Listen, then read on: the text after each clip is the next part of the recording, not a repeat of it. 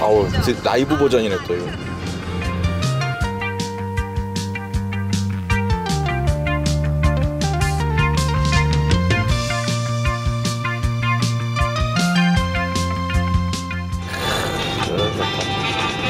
정기자, 지금 어디 가는데 지금 뭐 이런 노래 듣고 있어? 아파트 보러 갑니다. 아파트. 아파트? 네, 아파트 보러 갑니다. 왜 보러 가는 거예요? 아파트가 얼마나 잘 지어졌나 보러 갑니다. 얼마나 비싼가도 보러 갈 건데요. 아파트가 왜 이렇게 비쌉니까 요새 근데? 그러게 너무 비싸졌어. 속삭이던 너의 목소리.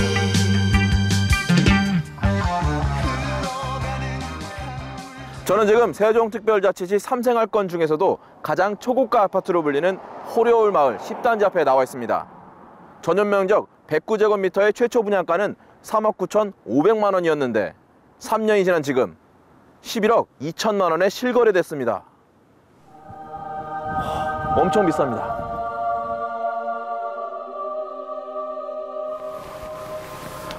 아파트 한 채 11억 2천만 원입니다.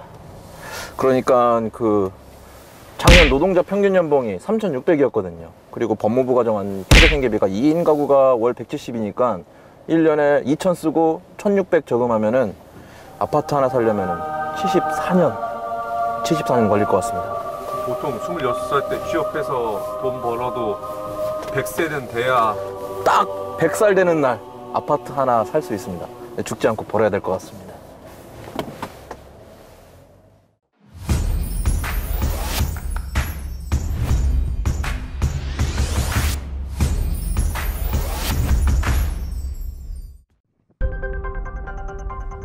지난해 분양한 대전 아이파크시티. 전용 면적 84제곱미터의 공급 가격이 5억 원을 넘기며 초고 분양가 논란이 일었습니다. 이미 지어진 아파트들도 사정은 마찬가지입니다. 대전도시공사가 공공 분양한 도안신도시 구블록 트리플시티 아파트가 최근 12억 원에 실거래됐습니다. 불과 3년 전 6억 원대이던 아파트가 2배 이상 오른 겁니다. 이처럼 우리 지역에 부동산 투기 광풍이 몰아치고 있는 겁니다. 아파트로 가득한 신도시지만 가로등 불빛만 보일 뿐 민가에서 새어나오는 불빛은 찾아볼 수 없었습니다. 신도시에 방치된 빈집, 어떤 상태인지 안으로 들어가 봤습니다. 대다수 빈집이 문이 열려 있고 내부에는 쓰레기 투성입니다. 우편물에 안 찾아간 보지서들이 가득 쌓여 있으니까 사람이 안 산 지가 몇 년은 된 것 같은데요. 엄청 많은데 이거? 네. 바닥에 지금 우편물로 엄청 깔려 있습니다. 네, 엄청 무기네.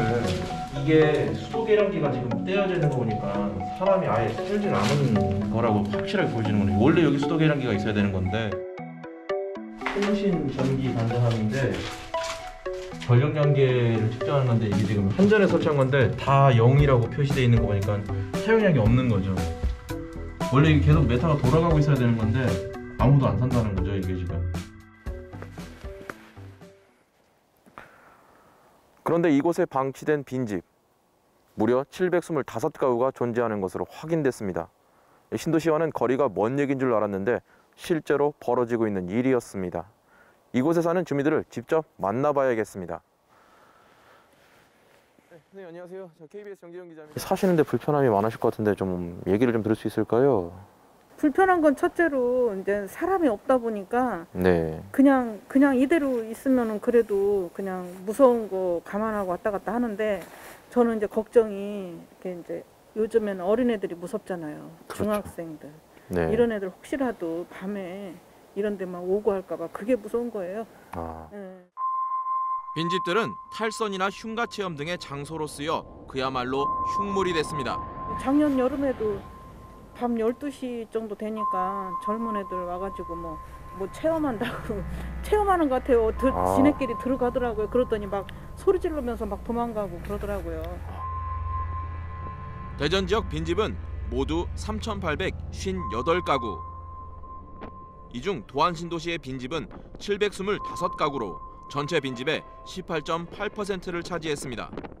신도시 안에서는 용계동이 457가구로 가장 많고 대정동과 복용동에도 100가구가 넘게 있습니다. 이렇게 날림으로 지어진 빈집. 개발 제한 구역 규제 직전에 우후죽순 지어졌습니다. 당시 걸집이라고 불렸는데 역시 보상 때문이었습니다.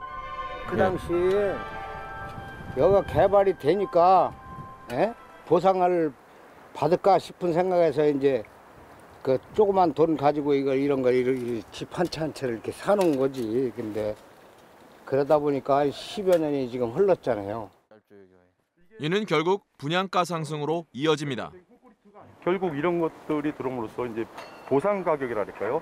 이런 것들이 이제 높게 책정될 수밖에 없고, 결국 이렇게 높게 책정된 비용 자체가 이후에 소비자인 향후 그 아파트라든지 이런 것들이 개발됐을 때 분양 가격에 영향을 그렇죠. 그러게 되면 분양 가격의 상승으로 이어질 수밖에 없고, 결국은 향후 소비자인 시민들이 그 피해를 그거를 고스란히 감당하는. 이렇게 방치된 빈집이 지금도 높은 가격에 거래가 되고 있습니다.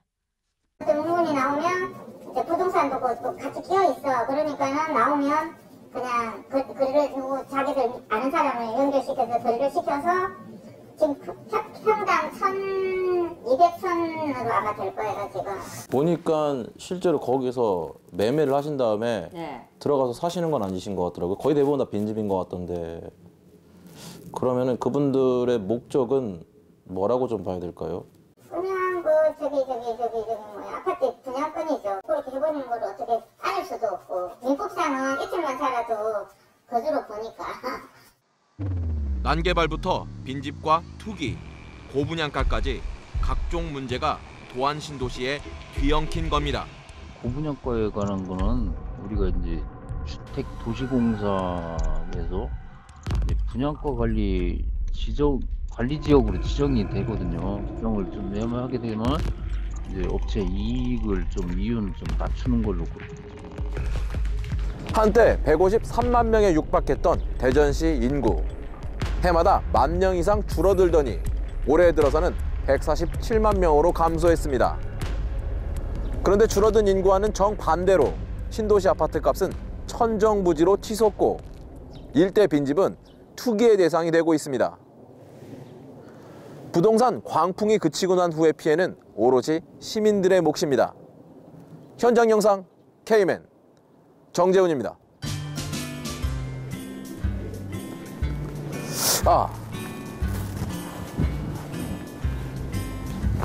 이런 가운데 비가릴 지붕도 따뜻한 온기를 느낄 수 있는 바닥조차 없는 곳에 사는 시민들이 상당수 존재하는 것으로 드러났습니다.